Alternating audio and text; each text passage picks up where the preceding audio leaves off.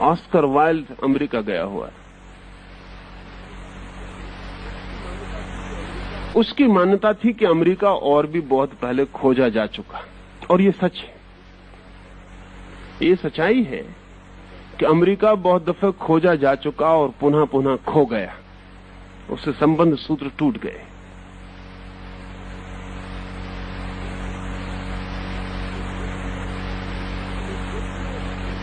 एक व्यक्ति ने ऑस्कर वाइल्ड को पूछा कि हम सुनते हैं कि आप कहते हैं अमेरिका पहले भी खोजा जा चुका है,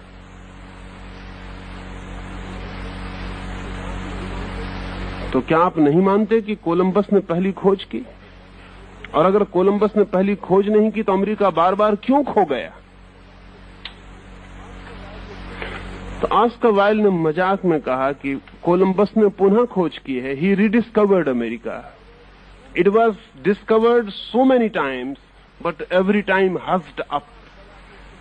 हर बार दबा के इसको चुप रखना पड़ा क्योंकि ये उपद्रव, इसको बार बार husked up। महाभारत अमेरिका की चर्चा करता है। अर्जुन की एक पत्नी मैक्सिको की लड़की है। मैक्सिको में जो मंदिर हैं वो हिंदू मंदिर है, जिन पर गणेश की मूर्ति तक खुदी हुई है। बहुत बार सत्य खोज लिए जाते, खो जाते। बहुत बार हमें सत्य पकड़ में आ जाता है, फिर खो जाते। ज्योतिष उन बड़े से बड़े सत्यों में से एक है जो पूरा का पूरा ख्याल में आ चुका और खो गया। उसे फिर से ख्याल में लाने के लिए बड़ी कठिनाई है। इसलिए मैं बहुत सी दिशाओं से आपसे बात कर रहा हूं, क्योंकि ज्योतिष पे सीधी बात करने का अर्थ होता है कि वो जो सड़क पर ज्योतिषी बैठा है, शायद मैं उसके संबंध में कुछ कह रहा हूं, जिसको आप 4 आने देके और अपना भविष्य फल निकलवा आते हैं, शायद उसके संबंध में या उसके समर्थन में कुछ कह रहा हूं। नहीं, ज्योतिष के नाम पर 100 में से 99 धोखाधड़ी है।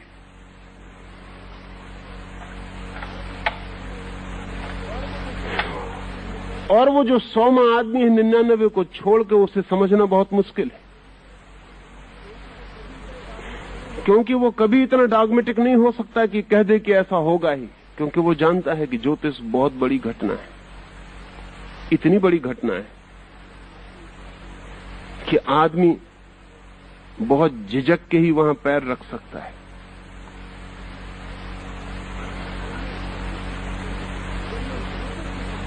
जब मैं ज्योतिष के संबंध में कुछ कह रहा हूं तो मेरा प्रयोजन है कि मैं उस पूरे विज्ञान को आपको बहुत तरफ से उसके दर्शन करा दूं, उस महल के,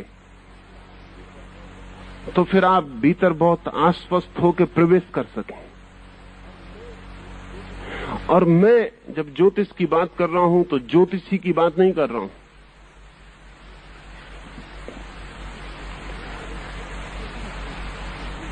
उतनी छोटी बात नहीं है, पर आदमी की उत्सुकता उसी में है कि उसे पता चल जाए कि वो उसकी लड़की की शादी इस साल होगी कि नहीं होगी। इस संबंध में ये भी आपको कह दूं कि ज्योतिष के 3 हिस्से हैं। एक जिसे हम कहें अनिवार्य, इसेंशियल, जिसमें रत्ती भर फर्क नहीं होता, वही सर्वाधिक कठिन है उसे जानना। फिर उसके बाहर की परिधि है नॉन इसेंशियल, जिसमें सब परिवर्तन हो सकते हैं, मगर हम उसी को जानने को उत्सुक होते हैं। और उन दोनों के बीच में एक परिधि है सेमी इसेंशियल, अर्ध अनिवार्य, जिसमें जानने से परिवर्तन हो सकते हैं, ना जानने से कभी परिवर्तन नहीं होंगे। 3 हिस्से कर लें। इसेंशियल, जो बिल्कुल गहरा है, अनिवार्य, जिसमें कोई अंतर नहीं हो सकता।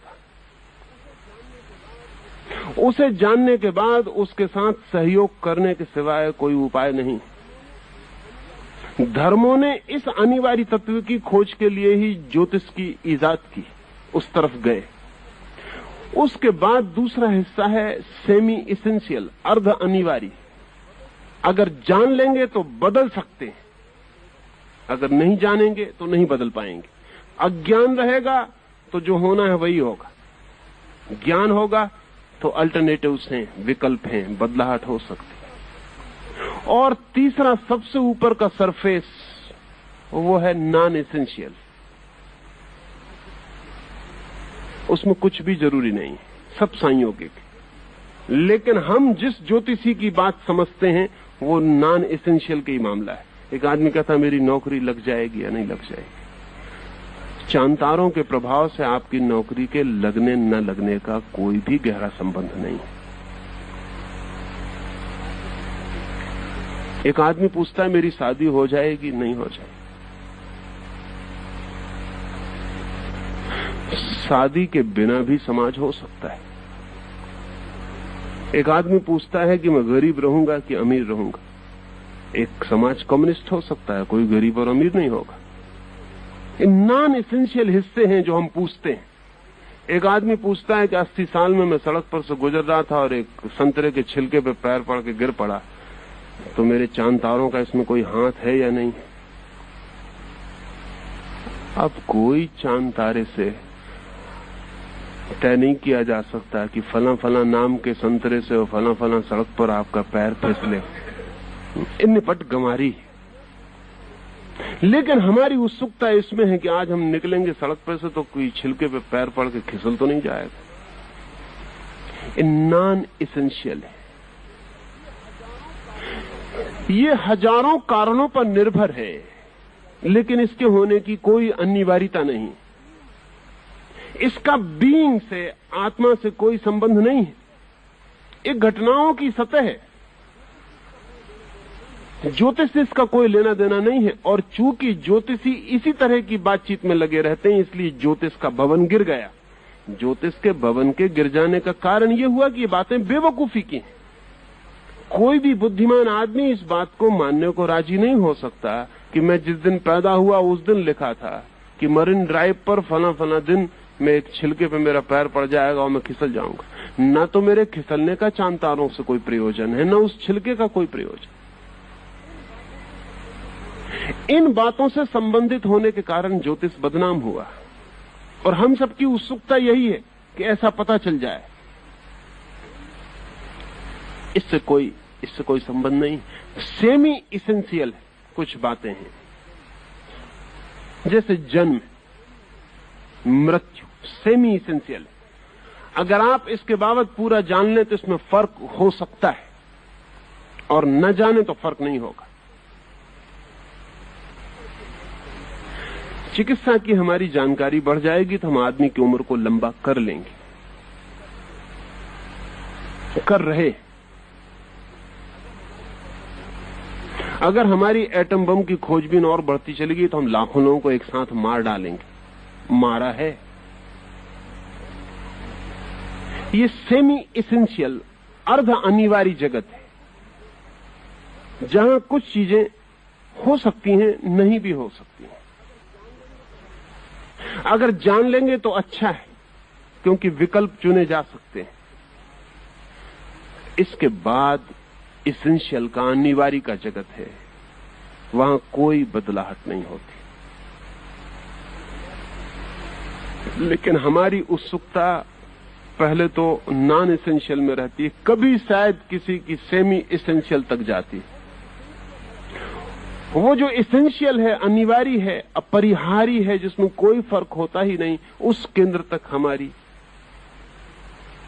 पकड़ नहीं जाती, ना हमारी इच्छा जाती। महावीर एक गांव के पास से गुजर रहे हैं, और महावीर का एक शिष्य गौशालक उनके साथ है, जो बाद में उनका विरोधी हो गया।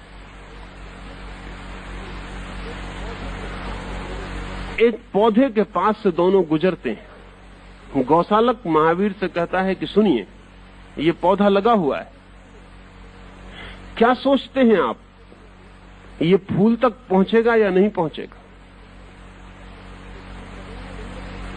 इसमें फूल लगेंगे नहीं लगेंगे? ये पौधा बचेगा नहीं बचेगा? इसका भविष्य है या नहीं?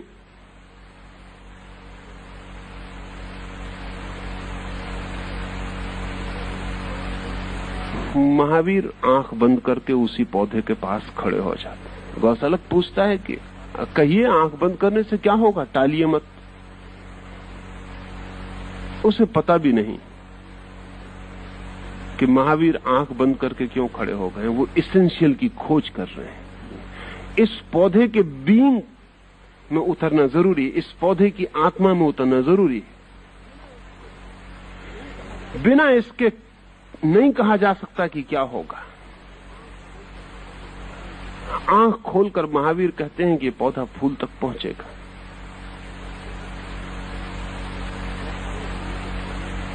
गौशालक उनके सामने ही पौधे को उखाड़ के फेंक देता है और खिलखिला के हंसता है, क्योंकि इससे ज्यादा और अतर्क प्रमाण क्या होगा।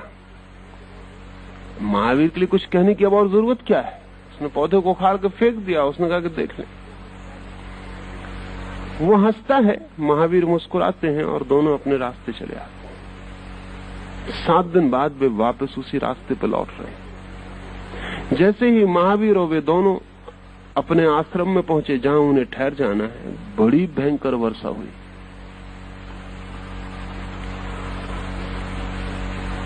सात दिन तक मूसलाधार पानी पड़ता रहा। 7 दिन तक निकल नहीं सके। फिर लौट रहे हैं। जब लौटते हैं तो ठीक उस जगह आके महावीर खड़े हो गए जहां वो 7 दिन पहले आंख बंद करके खड़े थे। देखा कि वो पौधा खड़ा है। जोर से वर्षा हुई, उसकी जड़ें वापस गीली जमीन को पकड़ गईं, वो पौधा खड़ा हो गया। महावीर फिर आंख बंद करके उसके पास खड़े हो गए। गौशालक बहुत परेशान हुआ, इस पौधे को फेंक गए थे।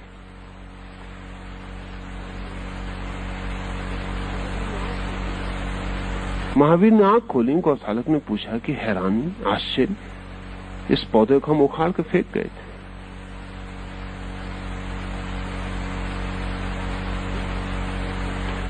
तो फिर खड़ा हो गया है।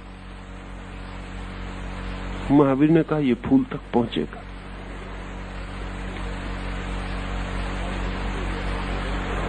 और इसीलिए मैं आंख बंद करके खड़े होकर इसे देखा। इसकी आंतरिक पोटेंशियलिटी, इसकी आंतरिक संभावना क्या है, इसके भीतर की स्थिति क्या है। तुम इसे बाहर से फेंक दोगे उठा के तो भी ये अपने पैर जमा के खड़ा हो सकेगा। ये कहीं आत्मघाती तो नहीं है, सुसाइडल इंस्टिंक्ट तो नहीं है इस पौधे में, कहीं ये मरने को उत्सुक तो नहीं है, अन्यथा तुम्हारा सहारा लेकर मर जाएगा। ये जीने को तत्पर है। अगर ये जीने को तत्पर है तो मैं जानता था कि तुम इसे उखाड़ कर फेंक दोगे। गौशालक ने कहा आप क्या कहते। महावीर ने कहा कि जब मैं इस पौधे को देख रहा था तब तुम भी पास खड़े थे और तुम भी दिखाई पड़ रहे थे, और मैं जानता था कि तुम इसे उखाड़ कर फेंकोगे। इसलिए ठीक से जान लेना जरूरी है कि पौधे की खड़े रहने की आंतरिक क्षमता कितनी है, इसके पास आत्मबल कितना है। ये कहीं मरने को तो उत्सुक नहीं है कि कोई भी बहाना लेके और मर जाए, तो तुम्हारा बहाना लेके भी मर सकता है, और अन्यथा तुम्हारा उखाड़ कर फेंका गया पौधा पुनः जड़ें पकड़ सकता है।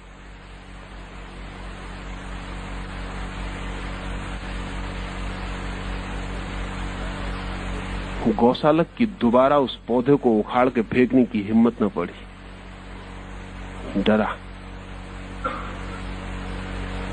पिछली बार गौशालक हंसता हुआ गया था, इस बार महावीर हंसते हुए आगे बढ़े। गौशालक रास्ते में पूछने लगा आप हंसते क्यों। महावीर ने कहा कि मैं सोचता था कि देखें तुम्हारी सामर्थ्य कितनी है, अब तुम दोबारा इसे उखाड़ कर फेंकते हो या नहीं।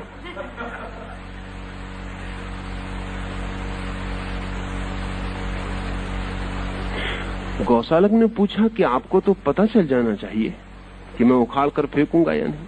तो महावीर ने कहा वो गैर अनिवार्य है, तुम उखाड़ के फेंक भी सकते हो, नहीं भी फेंक सकते हो। अनिवार्य ये था कि पौधा अभी जीना चाहता था, उसके पूरे प्राण जीना चाहते थे, वो अनिवार्य था, वो इसेंशियल था। ये तो गैर अनिवार्य, तुम फेंक भी सकते हो, नहीं भी फेंक सकते, तुम पर निर्भर है।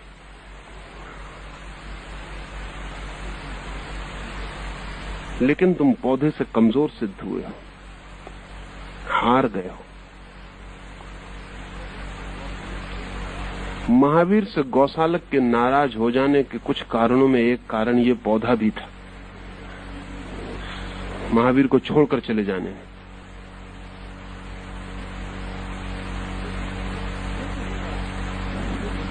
ज्योतिष का, जिस ज्योतिष की मैं बात कर रहा हूं, उसका संबंध अनिवार्य से, एसेंशियल से, फाउंडेशनल से है।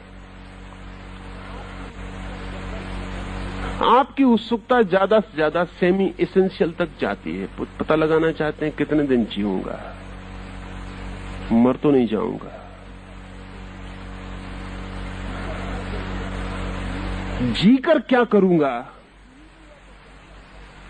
जी ही लूंगा तो क्या करूंगा, इस तक आपकी उत्सुकता नहीं पहुंचती।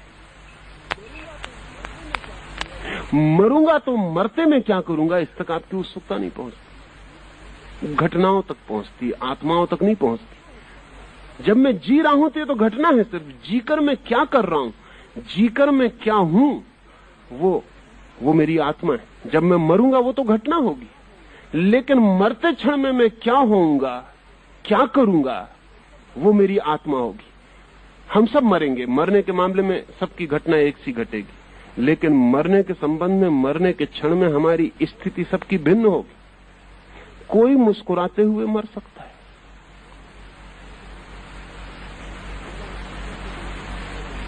मुल्ला नसरुद्दीन से कोई पूछ रहा है, जब वो मरने के करीब है, उससे कोई पूछ रहा है कि आपका क्या ख्याल है मुल्ला, लोग जब पैदा होते हैं तो कहां से आते हैं, जब मरते हैं तो कहां जाते हैं। मुल्ला ने कहा, जहां तक अनुभव की बात है, मैंने लोगों को पैदा होते वक्त भी रोते ही पैदा होते देखा है, और मरते वक्त भी रोते ही जाते देखा है।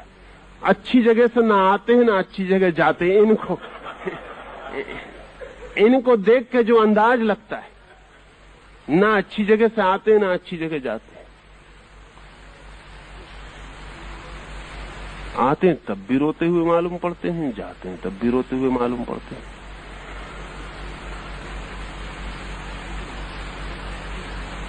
लेकिन नसरुद्दीन जैसा आदमी हंसता हुआ मर सकता है। मौत तो घटना है, लेकिन हंसते हुए मरना आत्मा है। तो आप कभी ज्योतिषी से पूछे कि मैं हंसते हुए मरूंगा कि रोते हुए, नहीं पूछा होगा। पूरी पृथ्वी पे एक आदमी नहीं पूछा ज्योतिषी जाके कि मैं मरते वक्त हंसते हुए मरूंगा कि रोते हुए मरूंगा। ये पूछने जैसी बात है, लेकिन ये एसेंशियल एस्ट्रोलॉजी से जुड़ी हुई बात है। आप पूछते हैं कब मरूंगा, जैसे मरना अपने आप में मूल्यवान है बहुत। कब तक जीऊंगा, जैसे बस जी लेना काफी है। किस लिए जीऊंगा, क्यों जीऊंगा, जीकर क्या करूंगा, जीकर क्या हो जाऊंगा, कोई पूछने नहीं चाहता। इसलिए महल गिर गया, क्योंकि वो महल गिर जाएगा जिसके आधार नॉन एसेंशियल पर रखे हो। गैर जरूरी चीजों पर जिसकी हमने दीवारें खड़ी कर दी हो, वो कैसे टिकेगा। आधारशिलाएं चाहिए। तो मैं जिस ज्योतिष की बात कर रहा हूं, वो आप जिससे ज्योतिष समझते रहे हैं, उससे गहरी, उससे भिन्न, उससे आयाम और है। मैं इस बात की चर्चा कर रहा हूं कि कुछ आपके जीवन में अनिवार्य है, और वो अनिवार्य आपके जीवन में और जगत के जीवन में संयुक्त, लयबद्ध है, अलग अलग नहीं। उसमें पूरा जगत भागीदार है, उसमें आप अकेले नहीं। जब बुद्ध को ज्ञान हुआ तो बुद्ध ने दोनों हाथ जोड़कर पृथ्वी पर सिर टेक दिया। कथा है कि आकाश से देवता बुद्ध को नमस्कार करने आए थे कि वो परम ज्ञान को उपलब्ध हुए। बुद्ध को पृथ्वी पर हाथ टेके सिर रखे देखकर वो चकित हुए। उन्होंने पूछा कि तुम और किसको नमस्कार कर रहे हो, क्योंकि हम तो तुम्हें नमस्कार करने स्वर्ग से आते हैं, और हम तो नहीं जानते कि बुद्ध भी किसी को नमस्कार करे, ऐसा कोई है। बुद्ध तो आखिरी बात है। तो बुद्ध ने आंखें खोली और बुद्ध ने कहा, जो भी घटित हुआ है उसमें मैं अकेला नहीं हूं, सारा विश्व। तो इस सबको धन्यवाद देने के लिए सिर टेक दिया है। ये एसेंशियल एस्ट्रोलॉजी से बंधी हुई बात है। सारा जगत, इसलिए बुद्ध अपने भिक्षुओं से कहते थे कि जब भी तुम्हें कुछ भी भीतरी आनंद मिले तत्क्षण अनुग्रहित हो जाना समस्त जगत के, क्योंकि तुम अकेले नहीं हो। अगर सूरज ना निकलता, अगर चांद ना निकलता, अगर एक रत्ती भर भी घटना और घटी होती तो तुम्हें यह नहीं होने वाला था जो हुआ है। माना कि तुम्हें हुआ है, लेकिन सबका हाथ है, सारा जगत उसमें इकट्ठा है। एक कॉस्मिक जागतिक अंतर संबंध का नाम ज्योतिष है। तो बुद्ध ऐसा नहीं कहेंगे कि मुझे हुआ है, बुद्ध इतने कहते हैं कि जगत को मेरे मध्य हुआ है। ये जो घटना घटी है एनलाइटनमेंट की, ये जो प्रकाश का आविर्भाव हुआ है, ये जगत ने मेरे बहाने जाना है। मैं सिर्फ एक बहाना हूं, एक क्रॉस रोड जहां सारे जगत के रास्ते आके मिल गए। कभी आपने ख्याल किया कि चौराहा बड़ा भारी होता है, लेकिन चौराहा अपने में कुछ नहीं होता। वो जो चार रास्ते आके मिले होते, उन चारों को हटा लें तो चौराहा विदा हो जाता है। हम सब क्रिस क्रॉस पॉइंट्स हैं, जहां जगत की अनंत शक्तियां आके एक बिंदु को काटती हैं, वहां व्यक्ति निर्मित हो जाता है, इंडिविजुअल बन जाता है। तो वो जो सारभूत ज्योतिष है, उसका अर्थ केवल इतना ही है कि हम अलग नहीं, एक, उस एक ब्रह्म के साथ, उस एक ब्रह्मांड के साथ है, और प्रत्येक घटना भागीदार है। तो बुद्ध ने कहा है कि मुझसे पहले जो बुद्ध हुए हैं उनको नमस्कार करता हूं, और मेरे बाद जो बुद्ध होंगे उनको नमस्कार करता हूं। किसी ने पूछा कि आप उनको नमस्कार करें जो आपके पहले हुए। समझ में आता है, क्योंकि हो सकता है उनसे कोई जाना अनजाना ऋण हो, क्योंकि जो आपके पहले जान चुके हैं उनके ज्ञान ने आपको साथ दिया हो, लेकिन जो अभी हुए ही नहीं, उनसे आपको क्या लेना देना है? उनसे आपको कौन सी सहायता मिली? तो बुद्ध ने कहा जो हुए हैं उनसे भी मुझे सहायता मिली है, जो अभी नहीं हुए हैं उनसे भी मुझे सहायता मिली है। क्योंकि जहां मैं खड़ा हूं वहां अतीत और भविष्य एक हो गए हैं। वहां जो जा चुका वो उससे मिल रहा है जो अभी आने को है। वहां जो जा चुका उससे मिलन हो रहा है उसका जो अभी आने को है। वहां सूर्योदय और सूर्यास्त एक ही बिंदु पर खड़े हैं। तो मैं उन्हें भी नमस्कार करता हूं जो होंगे, उनका भी मुझ पर ऋण, क्योंकि अगर वो भविष्य में ना हो तो मैं आज ना हो सकूंगा। इसको समझना थोड़ा कठिन पड़ेगा, ये एसेंशियल एस्ट्रोलॉजी की बात। कल जो हुआ है अगर उसमें से कुछ भी खिसक जाए तो मैं ना हो सकूंगा, क्योंकि मैं एक श्रृंखला में बंधा हूं। ये समझ में आता है। अगर मेरे पिता ना हो जगत में तो मैं ना हो सकूंगा, ये समझ में आता है।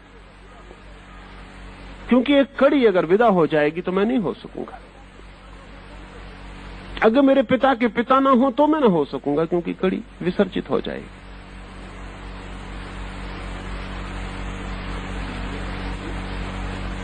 लेकिन मेरा भविष्य अगर उसमें कोई कड़ी ना हो तो मैं ना हो सकूंगा, समझना बहुत मुश्किल पड़ेगा, क्योंकि उससे क्या लेना देना, मैं तो हो ही गया हूं। लेकिन बुद्ध कहते हैं कि अगर भविष्य में भी जो होने वाला है वो ना हो तो मैं ना हो सकूंगा, क्योंकि भविष्य और अतीत दोनों के बीच की मैं कड़ी हूं। कहीं भी कोई बदलाहट होगी तो मैं वैसे नहीं हो सकूंगा जैसा हूं।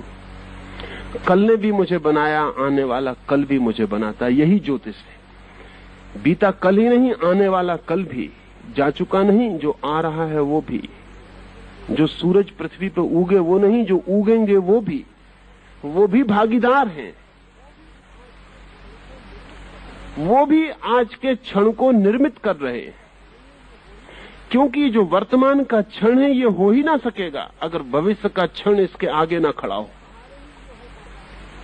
उसके सहारे ही ये हो पाता है। हम सबके हाथ भविष्य के कंधे पर रखे हुए, हम सबके पैर अतीत के कंधों पर पड़े हुए हैं, हम सबके हाथ भविष्य के कंधों पर रखे हुए हैं। नीचे तो हमें दिखाई पड़ता है कि अगर मेरे नीचे जो खड़ा है वो ना हो तो मैं गिर जाऊंगा, लेकिन भविष्य में मेरे जो फैले हाथ हैं, वो जो कंधों को पकड़े हुए हैं, अगर वो भी ना हो तो भी मैं गिर जाऊंगा। जब कोई व्यक्ति अपने को इतनी आंतरिक एकता में अतीत और भविष्य के बीच जुड़ा हुआ पाता है, तब वो ज्योतिष को समझ पाता, तब ज्योतिष धर्म बन जाता है, तब ज्योतिष अध्यात्म हो जाता है।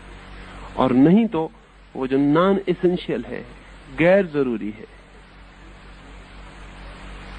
उससे जुड़ के ज्योतिष सड़क की मदारीगिरी हो जाता है, उसका फिर कोई मूल्य नहीं रह जाता। श्रेष्ठतम विज्ञान भी जमीन पे पड़ के धूल की कीमत के हो जाते हैं। हम उनका क्या उपयोग करते हैं, इस पे सारी बात निर्भर है।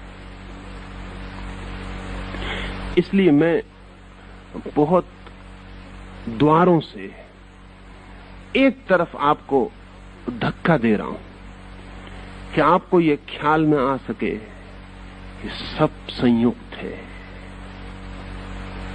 संयुक्तता, इस जगत का एक परिवार होना या एक ऑर्गेनिक बॉडी होना, एक शरीर की तरह होना। मैं सांस लेता हूं तो पूरा शरीर प्रभावित होता है, सूरज सांस लेता है तो पृथ्वी प्रभावित होती है, और दूर के महासूर्य हैं वो भी कुछ करते हैं तो पृथ्वी प्रभावित होती है, और पृथ्वी प्रभावित होती तो हम प्रभावित होते हैं। सब चीज, छोटा सा रोआ तक महान सूर्यों के साथ जुड़ के कपता है, कंपित होता है। ये ख्याल में आ जाए तो हम सारभूत ज्योतिष में प्रवेश कर सकें और असारभूत ज्योतिष की जो व्यर्थताएं हैं उनसे भी बच सकें। क्षुद्रतम बातें हम ज्योतिष से जोड़ के बैठ गए हैं, अति क्षुद्र, जिनका कहीं भी कोई मूल्य नहीं, और उनको जोड़ने की वजह से बड़ी कठिनाई होती है। जैसे हमने जोड़ रखा है कि एक आदमी गरीब पैदा होगा या एक आदमी अमीर पैदा होगा तो इसका संबंध ज्योतिष से होगा। नहीं, गैर जरूरी बात है। अगर आप नहीं जानते हैं तो ज्योतिष से संबंध जुड़ा रहेगा, अगर आप जान लेते हैं तो आपके हाथ में आ जाएगा। एक बहुत मीठी कहानी आपको कहूं तो ख्याल में आए। जिंदगी ऐसा ही बैलेंस है, ऐसा ही संतुलन है। मोहम्मद का एक शिष्य है अली, और अली मोहम्मद से पूछता है कि बड़ा विवाद है सदा से कि मनुष्य स्वतंत्र है अपने कृत्य में या परतंत्र, बंधा है कि मुक्त, मैं जो करना चाहता हूं वो कर सकता हूं या नहीं कर सकता हूं। सदा से आदमी ने ये पूछा है, क्योंकि अगर हम कर ही नहीं सकते कुछ तो फिर किसी आदमी को कहना चोरी मत करो, झूठ मत बोलो, ईमानदार बनो, ना समझी।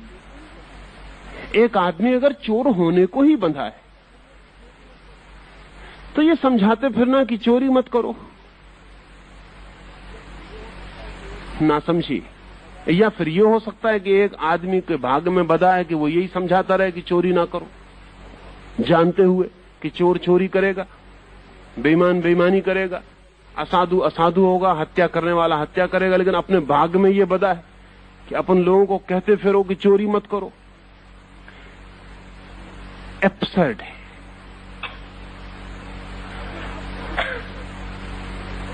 अगर सब सुनिश्चित है तो समस्त शिक्षाएं बेकार है।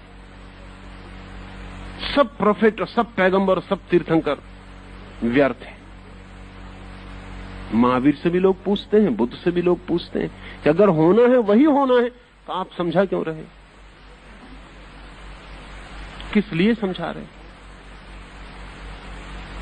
मोहम्मद से भी अली पूछता है कि आप क्या कहते हैं। अगर महावीर से पूछा होता अली ने तो महावीर ने जटिल उत्तर दिया होता, अगर बुद्ध से पूछा होता तो बड़ी गहरी बात कही होती, लेकिन मोहम्मद ने वैसा उत्तर दिया जो अली की समझ में आ सकता था। कई बार मोहम्मद के उत्तर बहुत सीधे और साफ हैं। अक्सर ऐसा होता है, जो लोग कम पढ़े लिखे हैं, ग्रामीण हैं, उनके उत्तर सीधे और साफ होते हैं, जैसे कबीर के या नानक के या मोहम्मद के या जीसस के। बुद्ध और महावीर के और कृष्ण के उत्तर जटिल है। वो संस्कृति का मक्खन है। जीसस की बात ऐसी जैसे किसी ने लठ सिर पे मार दिया हो। कबीर तो कहते ही हैं, कबीरा खड़ा बाजार में लिए लुकाठी हाथ, लठ लिए बाजार में खड़े, कोई आए हम उसका सिर खोल दें। मोहम्मद ने कोई बहुत मेटाफिजिकल बात नहीं की। मोहम्मद ने कहा, अली एक पैर उठा के खड़ा हो जा। अली ने कहा कि हम पूछते हैं कि कर्म करने में आदमी स्वतंत्र है कि परतंत्र। मोहम्मद ने कहा, तू पहले एक पैर उठा। अली बेचारा एक पैर बायां पैर उठा के खड़ा हो गया। मोहम्मद ने कहा, अब तू दायां भी उठा ले। अली ने कहा, आप क्या बातें करते हैं? तो मोहम्मद ने कहा कि अगर तू चाहता पहले तो दायां भी उठा सकता था, अब नहीं उठा सकता।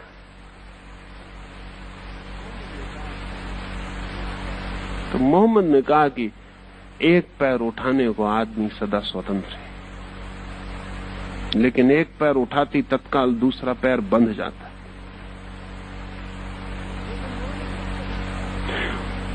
वो जो नॉन एसेंशियल हिस्सा है हमारी जिंदगी का, जो गैर जरूरी हिस्सा है, उसमें हम पूरी तरह पैर उठाने को स्वतंत्र हैं, लेकिन ध्यान रखना उसमें उठाए गए पैर भी इसेंशियल हिस्से में बंधन बन जाते हैं।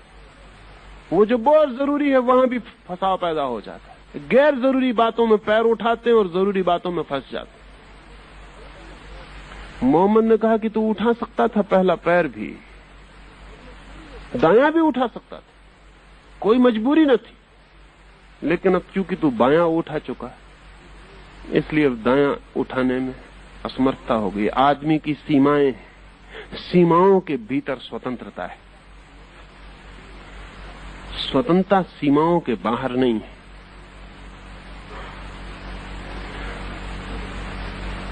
बहुत पुराना संघर्ष है आदमी के चिंतन का कि अगर आदमी पूरी तरह परतंत्र, जैसा ज्योतिषी साधारणता कहते हुए मालूम पड़ते हैं, साधारण ज्योतिषी कहते हुए मालूम पड़ते हैं सब सुनिश्चित है, जो विधि ने लिखा है वो होके रहेगा,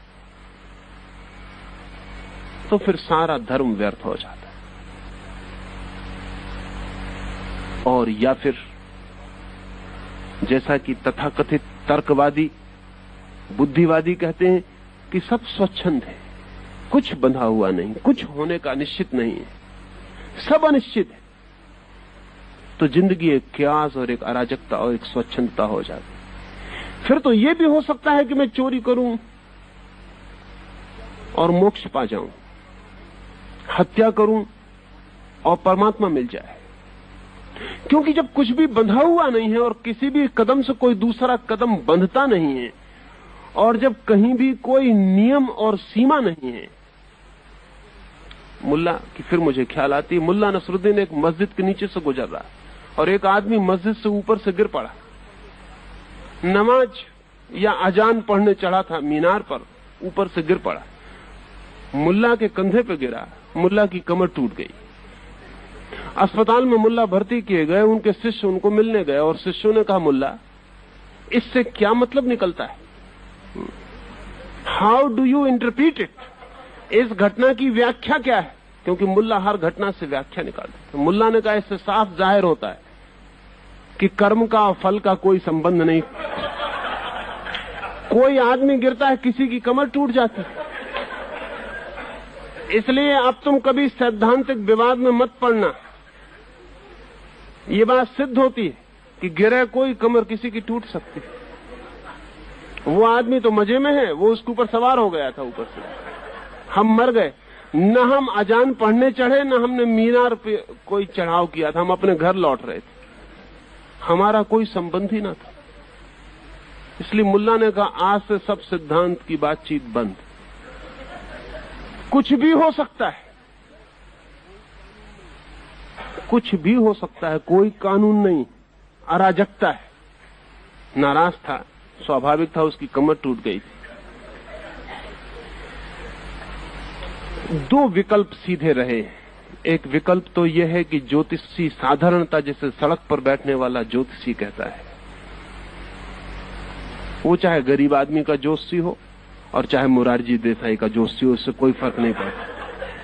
वो सड़क छापी है ज्योतिषी, जिससे कोई नॉन एसेंशियल पूछने जाता है कि इलेक्शन में जीतेंगे कि हार जाएंगे। जैसे कि आपके इलेक्शन से चांद तारों का कोई लेना देना। वो कहता है सब बंधा हुआ है, कुछ इंच भर यहां वहां नहीं हो सकता। वो भी गलत कहता है। और दूसरी तरफ तर्कवादी है, बुद्धिवादी है, वो कहता है किसी चीज का कोई संबंध नहीं है, कुछ भी घट रहा है संयोगिक है, चांस, कोइंसिडेंस है, संयोग है, यहां कोई नियम नहीं है, सब अराजकता है। वो भी गलत कहता है, यहां नियम है। क्योंकि वो बुद्धिवादी कभी बुद्ध की तरह आनंद से भरा हुआ नहीं मिलता। वो बुद्धिवादी धर्म और ईश्वर को और आत्मा को तर्क से इंकार तो कर लेता है, लेकिन कभी महावीर की प्रसन्नता को उपलब्ध नहीं होता। जरूर महावीर कुछ करते हैं जिससे उनकी प्रसन्नता फलित होती है, और बुद्ध कुछ करते हैं जिससे उनकी समाधि निकलती है, और कृष्ण कुछ करते हैं जिससे उनकी बांसुरी के स्वर अलग है। स्थिति तीसरी है, और तीसरी स्थिति यह है कि जो बिल्कुल सारभूत है, जो अंतरतम है, वो बिल्कुल सुनिश्चित है। जितना हम अपनी केंद्र की तरफ आते हैं उतना निश्चय के करीब आते हैं। जितना हम अपनी परिधि की तरफ, सर्कमफ्रेंस की तरफ जाते हैं, उतना संयोग के करीब जाते हैं। जितना हम बाहर की घटना की बात कर रहे हैं उतनी संयोगिक बात है, जितनी हम भीतर की बात कर रहे हैं उतनी ही नियम और विज्ञान पर उतनी ही सुनिश्चित बात हो जाए। दोनों के बीच में भी जगह है जहां बहुत रूपांतर होते हैं, जहां जानने वाला आदमी विकल्प चुन लेता है, नहीं जानने वाला अंधेरे में वही चुन लेता है जो भाग्य, जो अंधेरा, जो संयोग उसको पकड़ा देता है। तीन बातें हुई। ऐसा क्षेत्र है जहां सब सुनिश्चित है, उसे जानना सारभूत ज्योतिष को जानना है। ऐसा क्षेत्र है जहां सब अनिश्चित है, उसे जानना व्यवहारिक जगत को जानना है। और ऐसा क्षेत्र है जो दोनों के बीच में है, उसे जानकर आदमी जो नहीं होना चाहिए उससे बच जाता है, जो होना चाहिए उसे कर लेता है। और अगर परिधि पर और परिधि और केंद्र के मध्य में आदमी इस भांति जिए कि केंद्र पर पहुंच पाए तो उसकी जीवन की यात्रा धार्मिक हो जाती। और अगर इस भांति जिए कि केंद्र पर कभी ना पहुंच पाए तो उसके जीवन की यात्रा अधार्मिक हो जाती। जैसे एक आदमी चोरी करने खड़ा है, चोरी करना कोई नियति नहीं है, चोरी करनी ही पड़ेगी ऐसा कोई सवाल नहीं है। स्वतंत्रता पूरी मौजूद है। हाँ, करने के बाद एक पैर उठ जाएगा, दूसरा पैर फंस जाएगा। करने के बाद ना करना मुश्किल हो जाए, करने के बाद बचना मुश्किल हो जाए। किए हुए का सारा प्रभाव व्यक्तित्व को ग्रसित कर लेगा। लेकिन जब तक नहीं किया है तब तक विकल्प मौजूद है। हां और ना के बीच में आदमी का चित्त डोल रहा है। अगर वो ना कर दे तो केंद्र की तरफ आ जाएगा, अगर वो हां कर दे तो परिधि पर चला जाएगा। वो जो मध्य में है चुनाव, वहां अगर वो गलत को चुन ले तो परिधि पर फेंक दिया जाता है, और अगर सही को चुन ले तो केंद्र की तरफ आ जाता है। तो उस ज्योतिष की तरफ जो हमारे जीवन का सारभूत है। कुछ बातें मैंने कही। आज मैंने एक बात आपसे कही, और वो ये है कि सूर्य के हम फैले हुए हाथ हैं। सूर्य से जन्मती है पृथ्वी, पृथ्वी से जन्मते हैं हम। हम अलग नहीं हैं, हम जुड़े हैं। हम सूर्य के ही दूर तक फैली हुई शाखाएं और पत्ते। सूर्य की जड़ों में जो होता है वो हमारे पत्तों के रोए रोए, रेसे रेसे तक फैल जाता है और कंपित कर जाता है।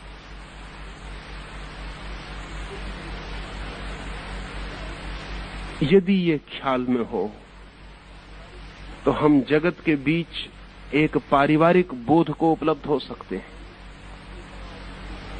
तब हमें स्वयं की अस्मिता और अहंकार में जीने का कोई प्रयोजन नहीं। और ज्योतिष की सबसे बड़ी चोट अहंकार पर है। अगर ज्योतिष सही है तो अहंकार गलत है, ऐसा समझे। और अगर ज्योतिष गलत है तो फिर अहंकार के अतिरिक्त कुछ सही होने को नहीं बचता। अगर ज्योतिष सही है तो जगत सही है और मैं गलत हूं, अकेले की तरह। जगत का एक टुकड़ा ही, एक हिस्सा ही, और कितना नाचीज टुकड़ा,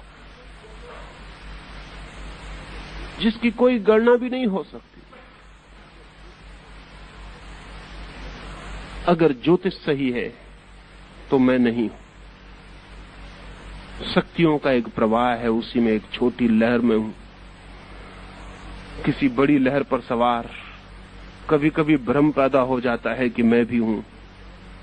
वो बड़ी लहर ख्याल नहीं रह जाता, और बड़ी लहर भी किसी सागर पे सवार है, उसका तो बिल्कुल ख्याल नहीं रह जाता। नीचे से सागर हाथ अलग कर लेता है, बड़ी लहर बिखरने लगती है, बड़ी लहर बिखरती है, मैं खो जाता हूं। अकारण दुख ले लेता हूं कि मिट रहा हूं, क्योंकि अकारण मैंने सुख लिया था कि हूं। अगर उसी वक्त देख लेता कि मैं नहीं हूं, बड़ी लहर है, बड़ा सागर है, सागर की मर्जी उठता हूं, सागर की मर्जी खो जाता हूं। अगर ऐसी भावदशा बन जाती कि अनंत की मर्जी का मैं एक हिस्सा हूं, तो कोई दुख न था। हां, वो तथाकथित सुख भी फिर नहीं हो सकता जो हम लेते रहते हैं। मैंने जीता, मैंने कमाया, वो सुख भी नहीं रह जाएगा। वो दुख भी नहीं रह जाएगा कि मैं मिटा, मैं बर्बाद हुआ, मैं टूट गया, मैं नष्ट हो गया, हार गया, पराजित हुआ। वो दुख भी नहीं रह जाएगा। और जब ये दोनों सुख और दुख नहीं रह जाते हैं, तब हम उस सारभूत जगत में प्रवेश करते हैं जहां आनंद है। ज्योतिष आनंद का द्वार बन जाता है। अगर हम ऐसा देखें कि वो हमारी अस्मिता को गलाता है, हमारे अहंकार को बिखेरता है, हमारी ईगो को हटा देता है। लेकिन जब हम बाजार में सड़क पर ज्योतिषी के पास जाते हैं तो अपने अहंकार की सुरक्षा के लिए पूछने की घाटा तो नहीं लगेगा।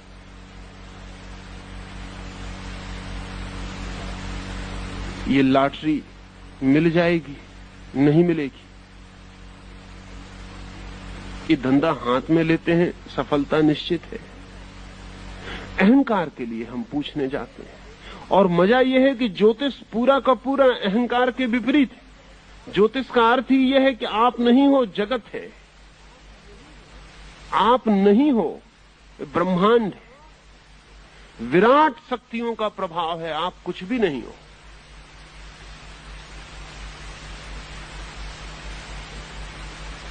इस ज्योतिष की तरफ ख्याल आए, और तभी आ सकता है जब हम इस विराट जगत के बीच अपने को एक हिस्से की तरह देखें।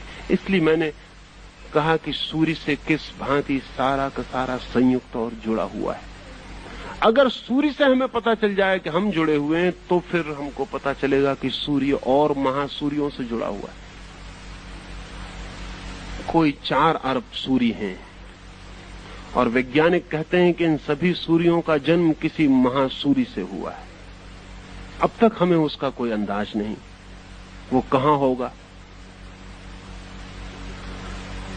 जैसे पृथ्वी अपनी कील पर घूमती है और साथ ही सूरज का चक्कर लगाती है, ऐसे ही सूरज अपनी कील पर घूमता है और किसी बिंदु का चक्कर लगा रहा है। उस बिंदु का ठीक ठीक पता नहीं वो बिंदु क्या है जिसका सूरज चक्कर लगा रहा है। वो विराट चक्कर जारी। जिस बिंदु को सूरज चक्कर लगा रहा है, वो बिंदु और सूरज का पूरा सौर परिवार भी किसी और महाबिंदु के चक्कर में संलग्न है। मंदिरों में परिक्रमा बनी है। वो परिक्रमा इसका प्रतीक है कि इस जगत में सारी चीजें किसी की परिक्रमा कर रही हैं। प्रत्येक अपने में घूम रहा है और फिर किसी की परिक्रमा कर रहा है, फिर वे दोनों मिलकर किसी और बड़े की परिक्रमा कर रहे हैं, फिर वे तीनों मिलकर और किसी की परिक्रमा कर रहे हैं।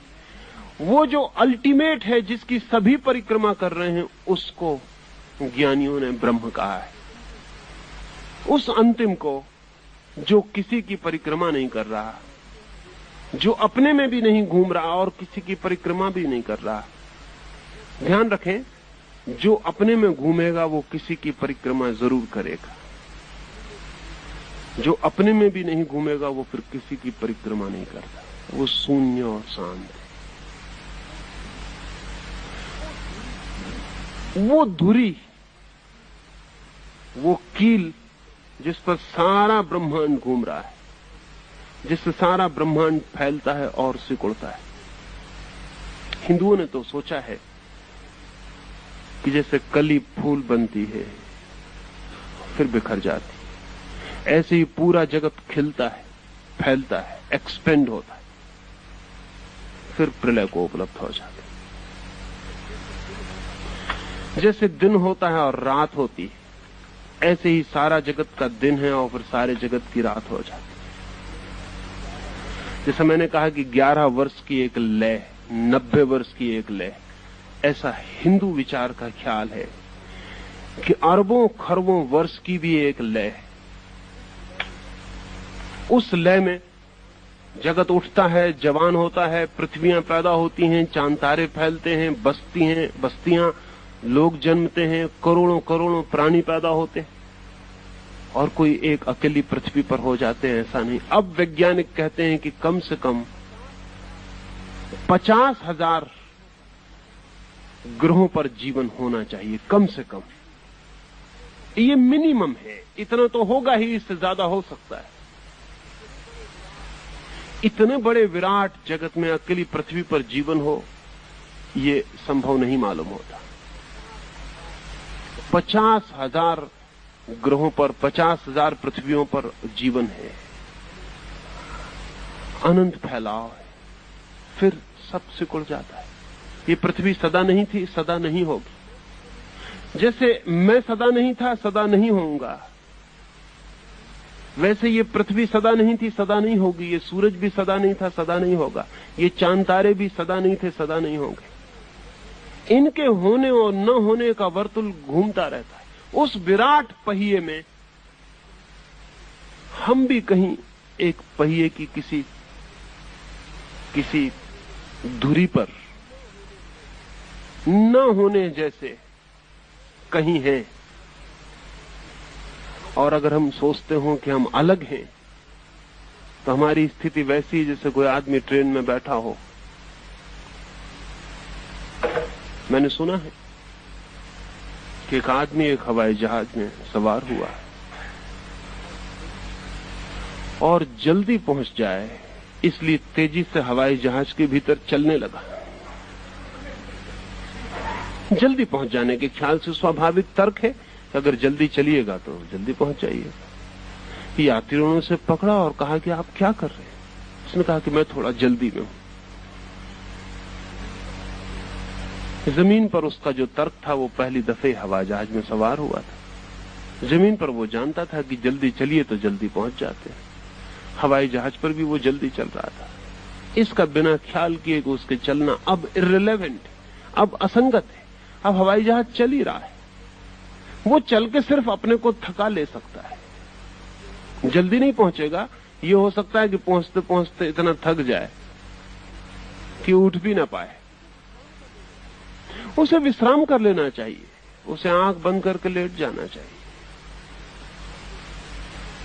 धार्मिक व्यक्ति में उसे कहता हूं जो इस जगत की विराट गति के भीतर विश्राम को उपलब्ध है, जो जानता है विराट चल रहा है, जल्दी नहीं है, मेरी जल्दी से कुछ होगा नहीं।